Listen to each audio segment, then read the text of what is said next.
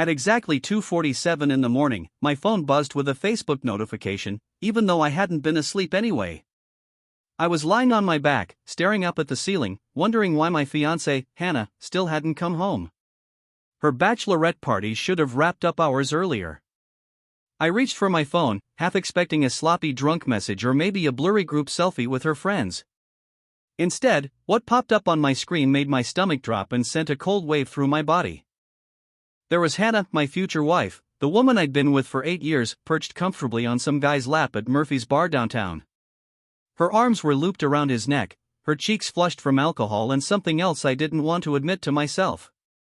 The guy's face wasn't fully visible, turned slightly away from the camera, but I saw enough to recognize the type. Designer shirt, relaxed grin, the kind of confidence that comes from thinking the world belongs to you. The caption hit even harder. Last night of freedom. Thanks, girls, for the wildest bachelorette ever. Hashtag no regrets, hashtag last night single. My hands started shaking as I scrolled down through the comments. Her friends were cheering her on, laughing it up, tossing out fire emojis and get it, girl remarks like it was all a joke.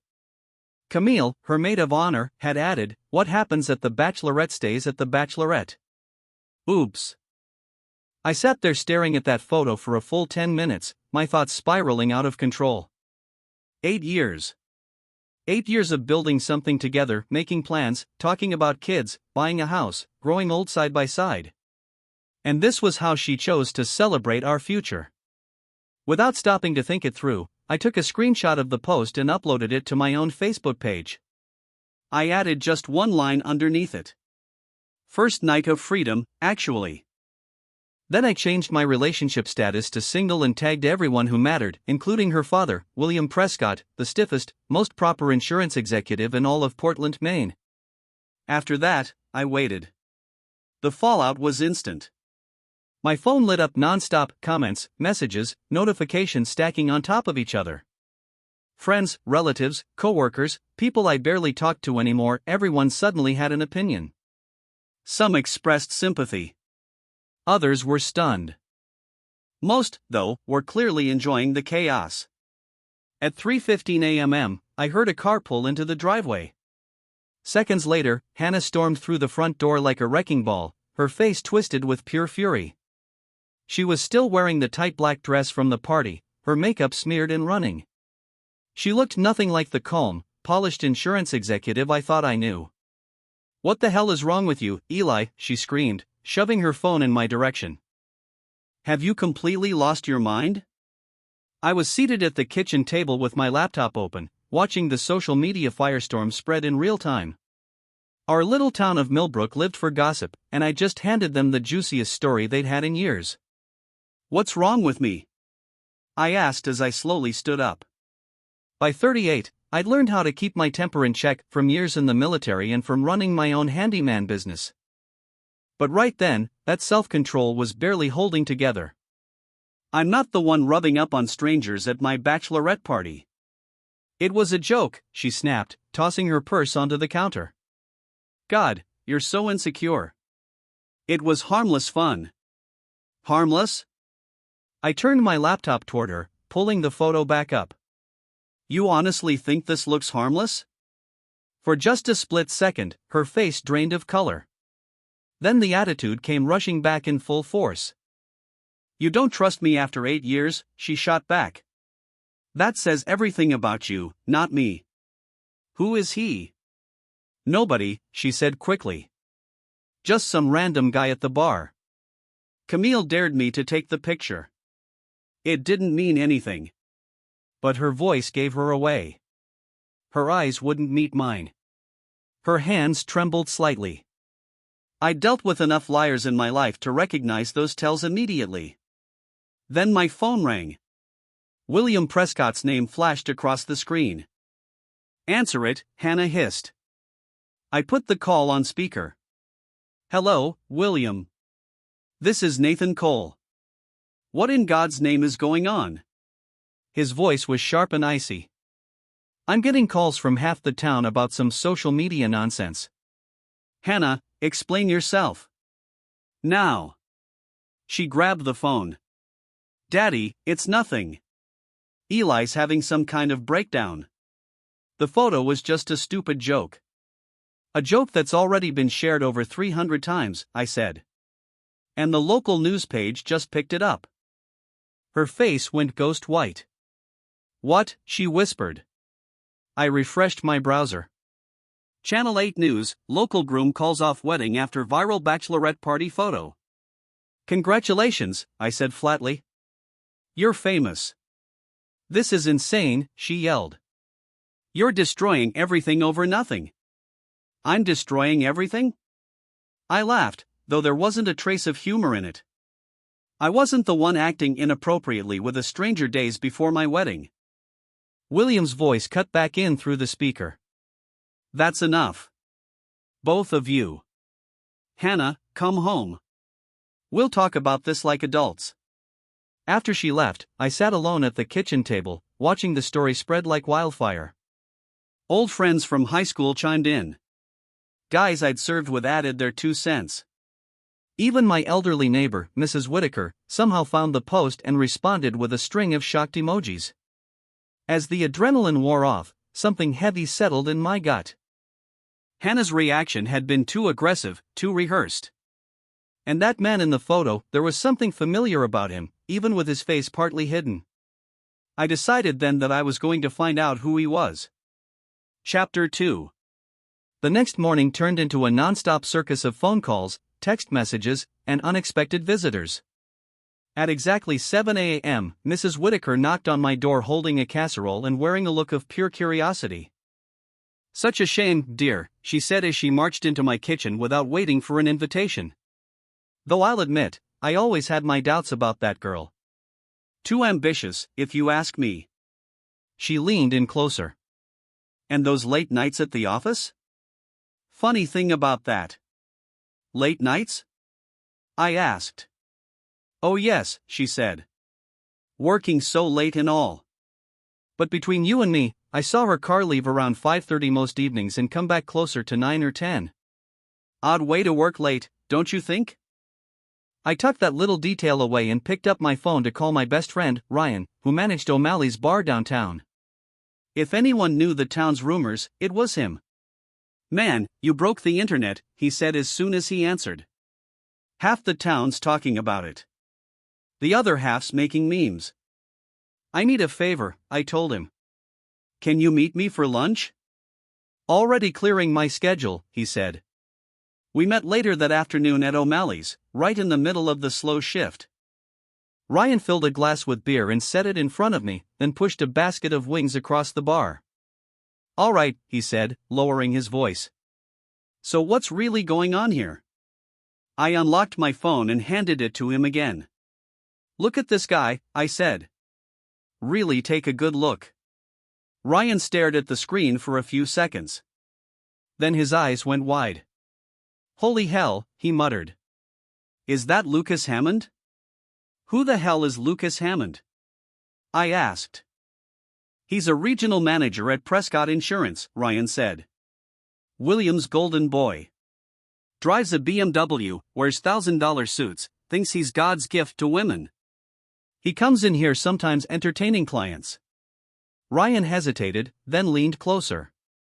Eli, if Hannah's messing around with Lucas Hammond, this isn't just some random cheating situation. That guy outranks her boss.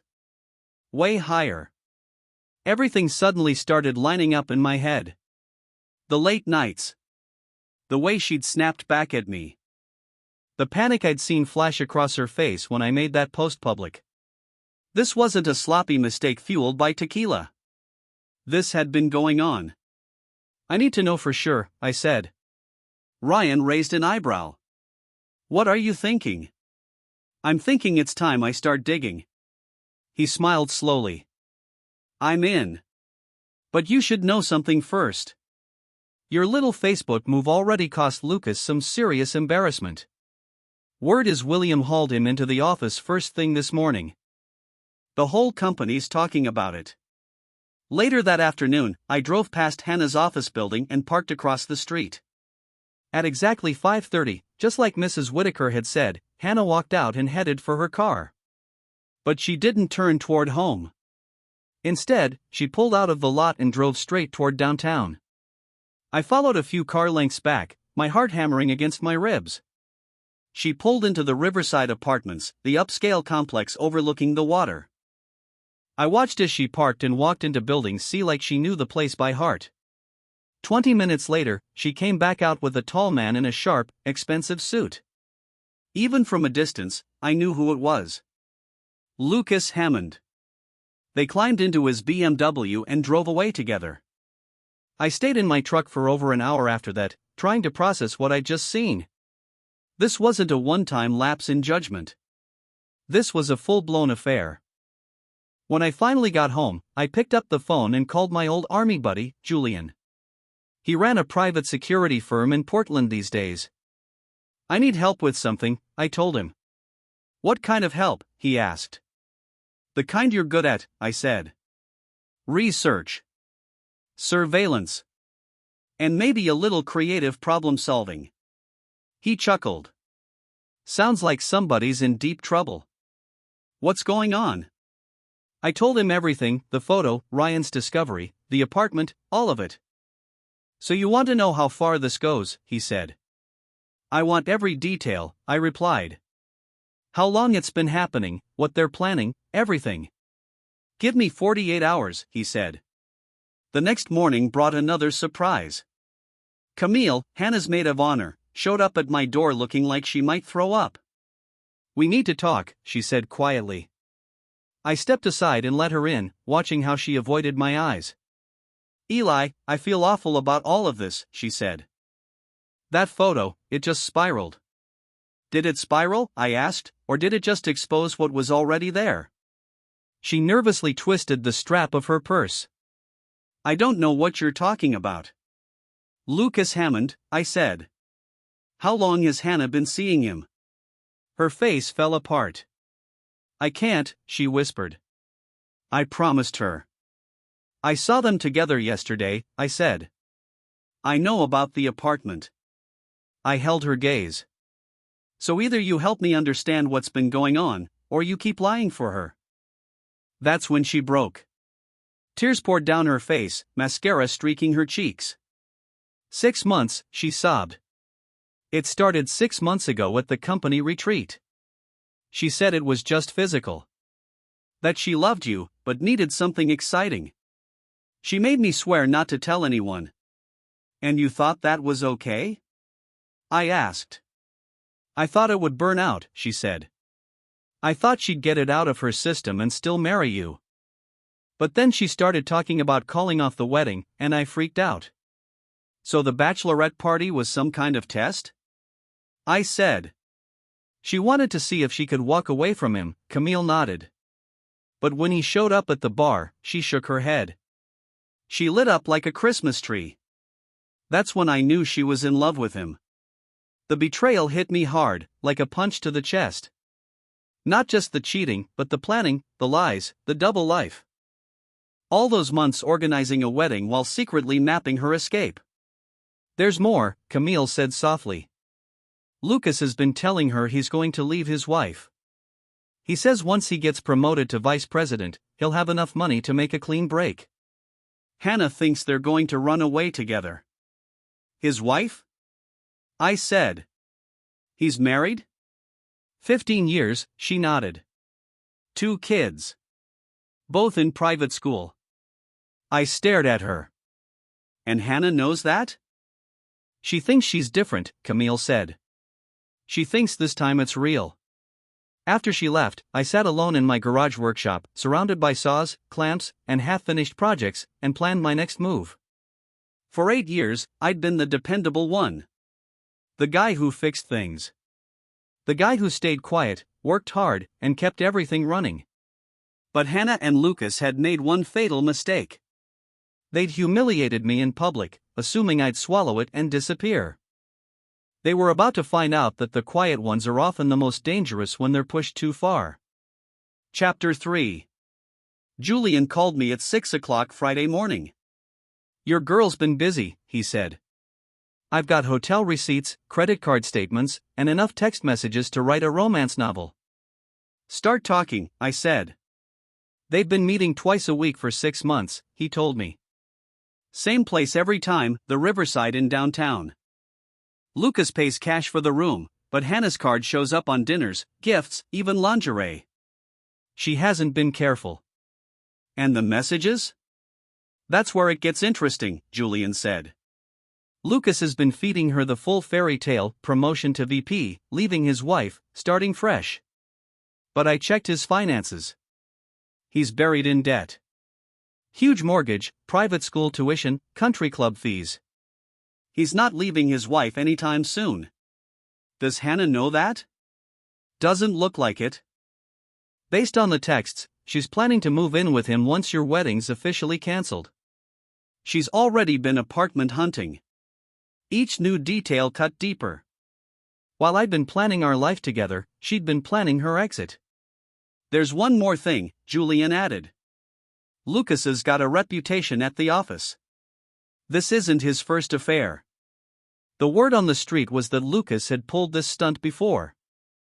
Same routine every time, promised to leave his wife, drag another woman along for months, then vanish the second things got messy. Send me everything you've got, I told Julian. I want it all in my inbox. So what's the plan, he asked. I'm going to give them exactly what they've earned.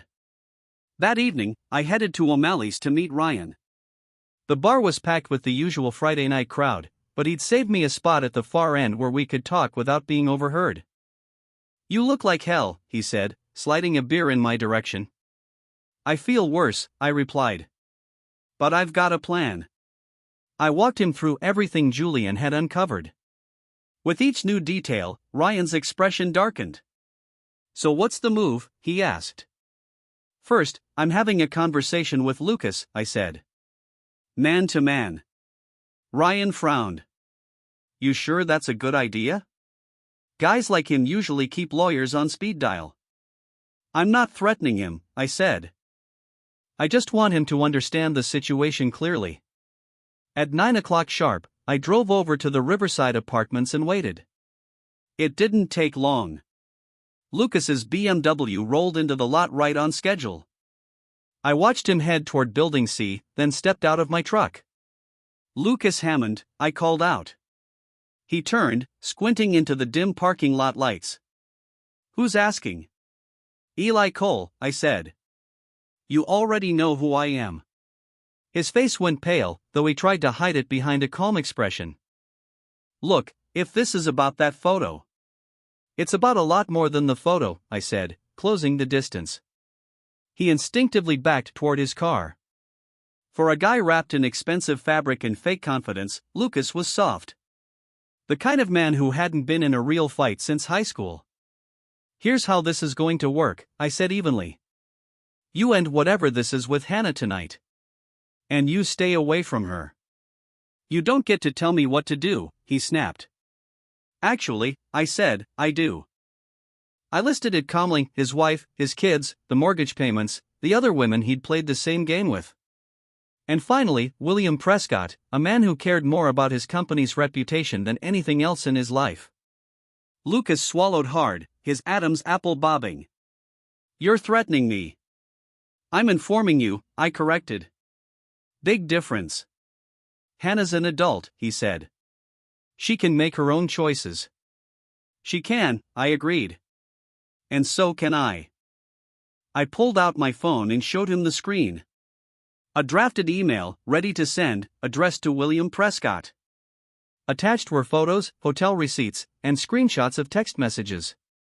One tap, I said. And this goes to your boss, your wife, and every gossip site in Portland. He stared at the screen, then back at me. You're bluffing. I hit send. Oops. The color drained from his face. You son of a, he lunged at me. 8 years of military training and 15 years of hard physical work had left me better prepared than whatever time he'd spent lifting weights. I sidestepped his wild swing, grabbed his wrist, and twisted his arm behind his back. Here's a free tip, I said quietly. Next time you try to ruin someone's life, make sure they don't know how to fight back. I let him go and walked back to my truck, leaving him standing there, probably wondering how fast he needed to update his resume. My phone started ringing before I even made it home. Hannah. Then William. Then a bunch of unknown numbers. I ignored them all. The next morning, my story was everywhere again. Someone had filmed my confrontation with Lucas and posted it online. The comments were ruthless, and most of them were firmly on my side. Local handyman shuts down cheating boss. This is how you deal with a homewrecker. Lucas Hammond got what he deserved. At 10 o'clock, Hannah showed up at my door. She looked exhausted, her usually flawless appearance cracked and frantic. "You ruined everything," she screamed the second I opened the door. "I ruined everything?" I said. "That's rich." "Lucas lost his job," she yelled. "My dad fired him this morning." "Good. How can you be so heartless?" she cried. "We love each other." I laughed. "Love? Hannah, you were a game to him. Just like the others." "That's not true. Ask him about Emily Lawson," I said. "Or Olivia Wu. Both former employees who thought they were special, too." Her face collapsed. "You're lying." "Am I?" I asked. "When's the last time Lucas called you?" "Yesterday," she said quickly. She checked her phone, scrolling through unanswered messages. Her expression shifted as reality caught up with her. Lucas had gone quiet. "He's just trying to figure things out," she said, but the confidence was gone. "He needs time. He's figuring out how to explain this to his wife without losing half his money in a divorce," I said. "You don't understand what you had." "I understand exactly what you had," I replied. 6 months of hotel rooms and lies.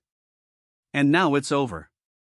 She stared at me, and I watched the realization settle in. Lucas wasn't coming to save her. He wasn't leaving his wife. He wasn't even calling her back. "I hate you," she whispered. "That's fine," I said.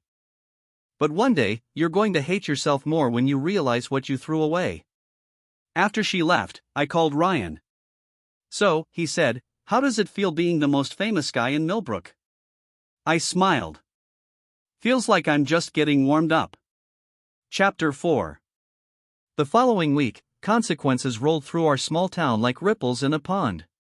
Lucas Hammond vanished completely. Rumor had it his wife kicked him out, and he was holed up in a cheap motel while hunting for work in another state. Hannah moved back in with her father, who was so humiliated by the scandal he barely showed his face in public. But the real surprise came from people I once called friends. It started with Andrew and Emily Lawson, yes, the same Emily Lucas had apparently used and discarded 2 years earlier. They'd been part of our inner circle. Weekend cookouts. Game nights. The kind of friendships you expect to last forever. Andrew called me Thursday night. "We need to talk," he said, his voice cold. "About what?" "About what you did to Lucas." "And to Hannah." "What I did?"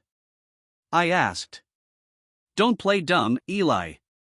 You destroyed 2 lives over a stupid photo." I was quiet for a moment, letting that sink in. "Andrew," I said slowly, "you do realize Lucas was having an affair with my fiancée, right?" "And he did the same thing to your wife 2 years ago," I said. "That part matter at all?" "That's different," Andrew snapped. "Emily and I worked through our issues. We're stronger now." "So what?" I shot back. I was supposed to pretend nothing happened. Go ahead with the wedding and just swallow it? "You should have handled it privately," he said. "Like an adult. Instead, you turned it into a public freak show." The conversation unraveled fast after that.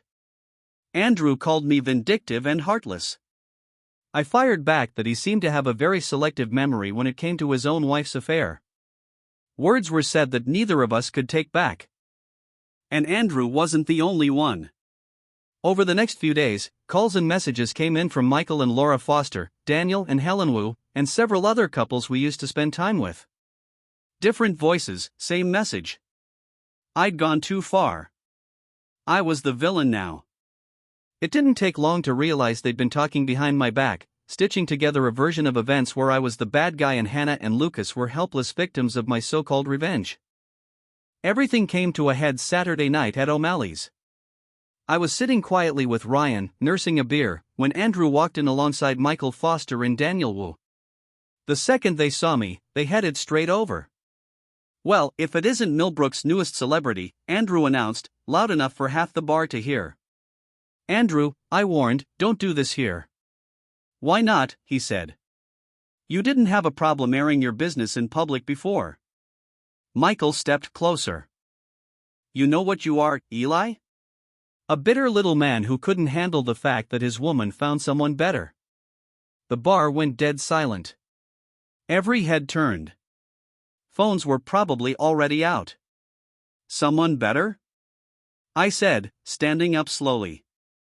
"You mean a married guy who lied about leaving his wife while using her on the side?" "At least Lucas treated her like a queen," Daniel added. "When's the last time you took Hannah somewhere nice? Bought her flowers? Jewelry? Made her feel special?" "I was saving for our wedding," I said. "You know, the one she was planning to ditch."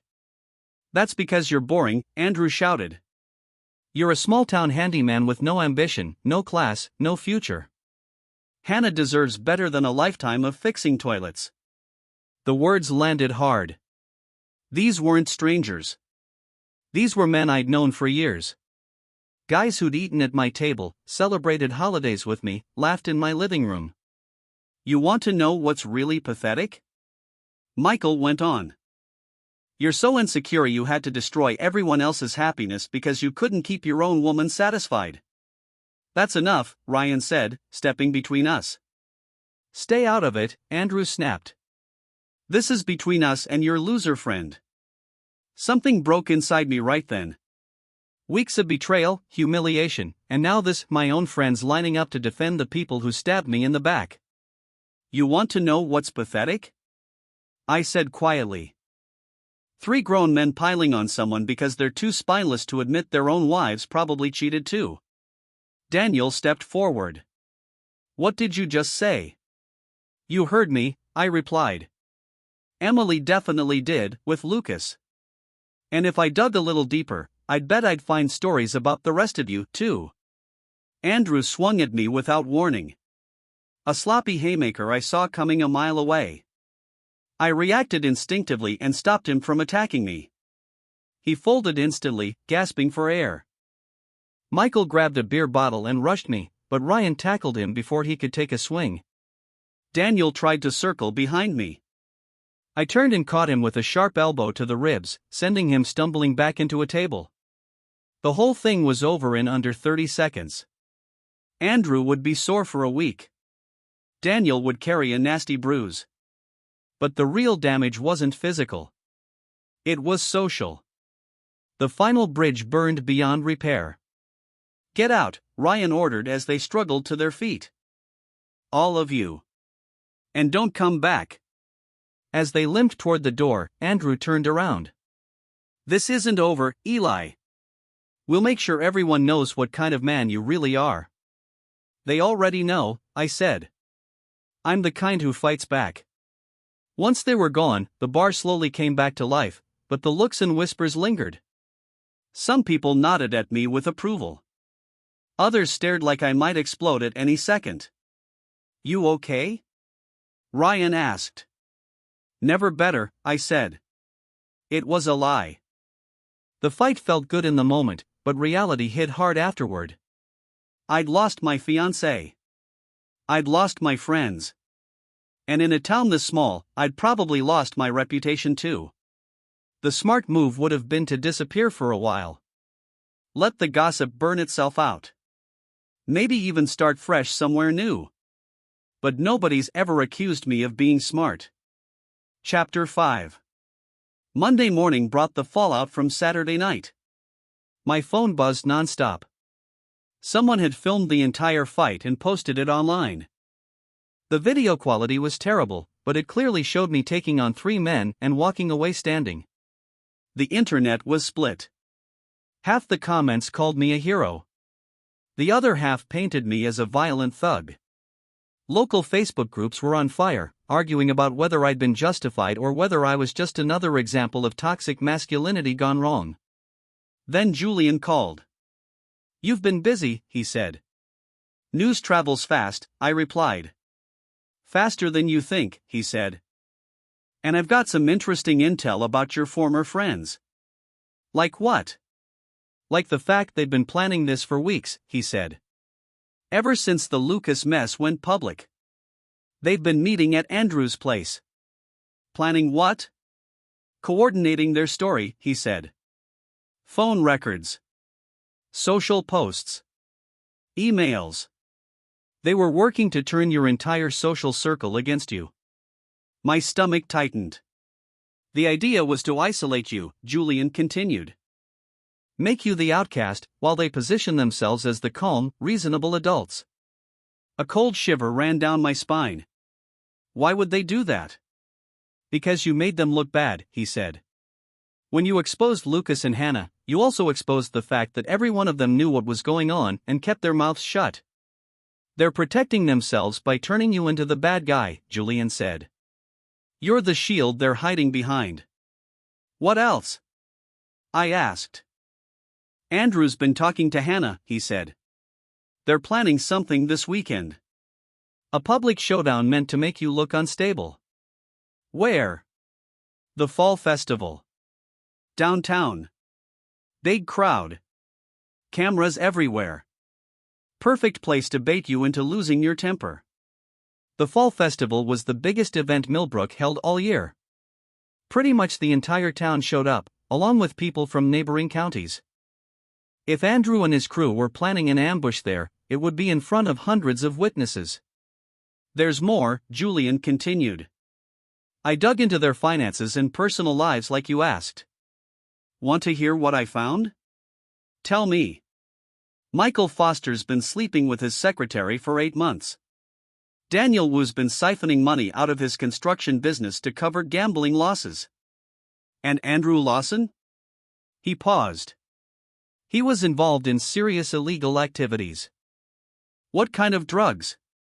"Not weed," Julian said. "Pills. Powder. The kind that comes with real prison time." I leaned back in my chair, letting it sink in. My former friends weren't just hypocrites. They were criminals. "Can you prove it?" I asked. "Photos.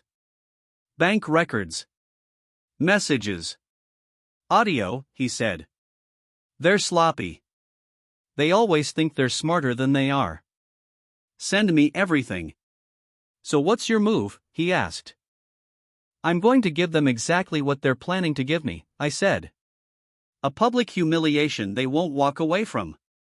Saturday came in cold and gray, classic Maine weather for October.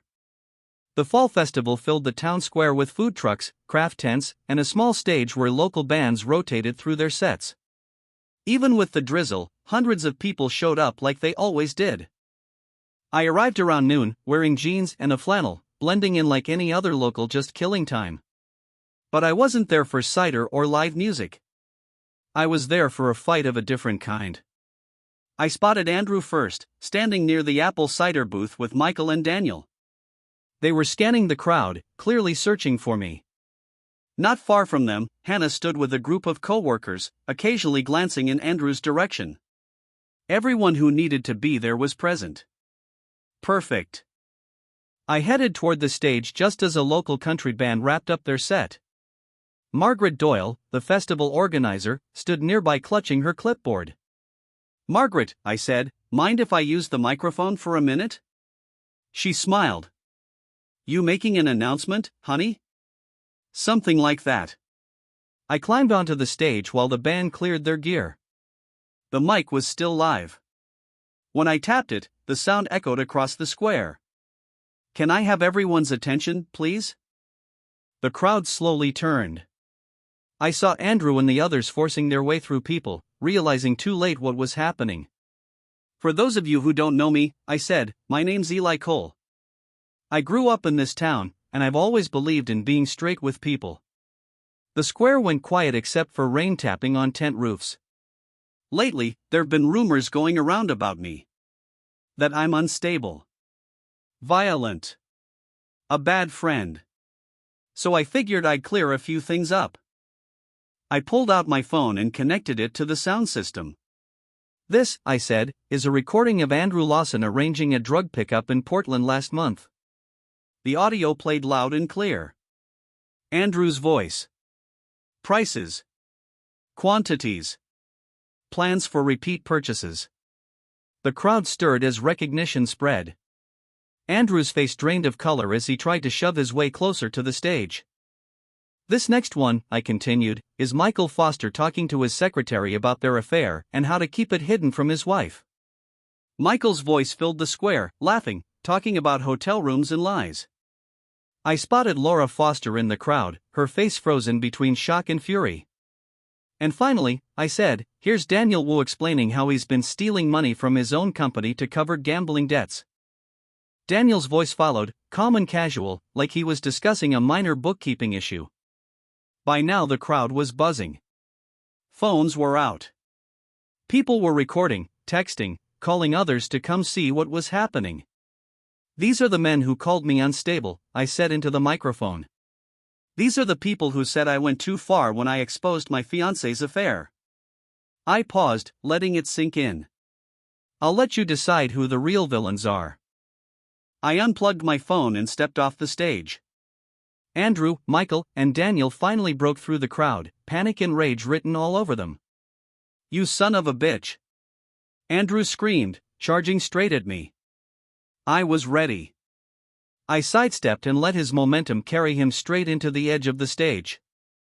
He slammed into it and went down hard in a mess of arms and legs. Michael rushed me next, swinging blindly. I caught his wrist, twisted, and used his own weight to flip him over my hip. He hit the wet grass and stayed there. Daniel was smarter. Daniel suddenly escalated the situation with a weapon. The crowd shrieked and scattered as Daniel came at me, the knife flashing under the dull gray sky. But 2 decades of military service and civilian training don't disappear just because you change careers. I snatched up a folding chair from nearby and brought it up just in time to block his first strike. The blade punched into the metal frame and stuck. While he struggled to yank it free, I used the chair to defend myself and end the confrontation. He dropped instantly, crumpling to the ground. The entire fight couldn't have lasted more than a minute and a half. It felt like an eternity. I stood there in the center of the square, rain misting the air, 3 men sprawled around me, while hundreds of people stared in stunned silence. Then someone clapped. One person. Then another. And another. Within seconds, the square erupted. Cheers. Whistles. Shouts. Phones raised high, recording everything. Someone yelled, "That's how you deal with bullies," and the crowd answered with a roar. I scanned the faces until I found Hannah near the cider stand.